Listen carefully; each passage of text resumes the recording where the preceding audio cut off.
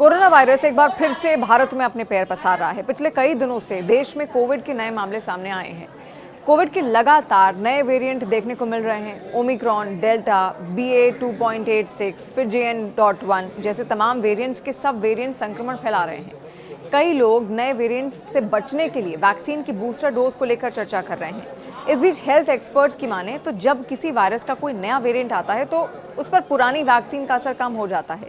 ऐसे में सवाल है कि क्या नए वेरिएंट के लिए नई वैक्सीन बनाने की जरूरत है। चलिए इस बारे में जानते हैं कि आखिर एक्सपर्ट्स का क्या कहना है। नई दिल्ली के BR Ambedkar centre for biomedical research के डायरेक्टर और वायरोलॉजिस्ट डॉक्टर सुनीत कुमार सिंह ने न्यूज़ 18 को बताया कि वर्तमान में कोविड के मामले तेजी से बढ़े हैं, लेकिन इससे घबराने की कोई ज़रूरत नहीं है। वायरस समय समय पर म्यूटेट करता रहता है और नए वेरिएंट या फिर सब वेरिएंट सामने आते रहते हैं।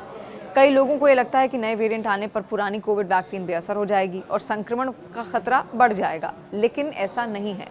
कोविड की पुरानी वैक्सीन अब भी कारगर है। जब वायरस में म्यूटेशन होता है तो इससे कई बार सब वेरिएंट बनने लगते हैं। इन वेरिएंट्स पर वैक्सीन का असर कम हो सकता है, लेकिन वैक्सीन पूरी तरह बेअसर नहीं होती। ऐसे में घबराने की कोई ज़रूरत नहीं है। डॉक्टर सुनीत ने यह भी बताया कि कोविड के हर वेरिएंट के लिए अलग वैक्सीन बनाना संभव नहीं है। कोरोना वायरस तेजी से म्यूटेट करता है और नए वेरिएंट्स बन जाते हैं। ऐसे में हर बार वैक्सीन बनाना ये मुश्किल काम है। अधिकतर कोविड वैक्सीन वायरस के स्पाइक प्रोटीन को टारगेट करती हैं, जो वेरिएंट्स में थोड़ा बहुत बदलाव करते हैं। ये प्रोटीन पूरी तरह नहीं बदलता, जिसकी वजह से मौजूदा वैक्सीन भी नए वेरिएंट्स के खिलाफ प्रोटेक्शन देती है।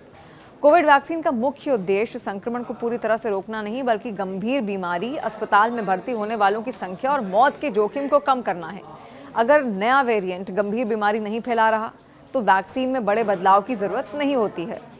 एक्सपर्ट के अनुसार कुछ वैक्सीन कंपनियों ने मल्टी वेरिएंट या बायवेलेंट वैक्सीन डेवलप की हैं, जो एक से अधिक वेरिएंट्स के खिलाफ इम्यूनिटी प्रदान करती हैं। ये तब उपयोगी होती हैं जब कोई नया वेरिएंट बहुत तेजी से फैलता है और मौजूदा वैक्सीन से उसकी रोकथाम नहीं हो पा रही हो। वर्तमान में भारत के कई हिस्सों में कोविड के मामले बहुत ज़्यादा नहीं हैं और इन्हें कंट्रोल आसानी से किया जा सकता है।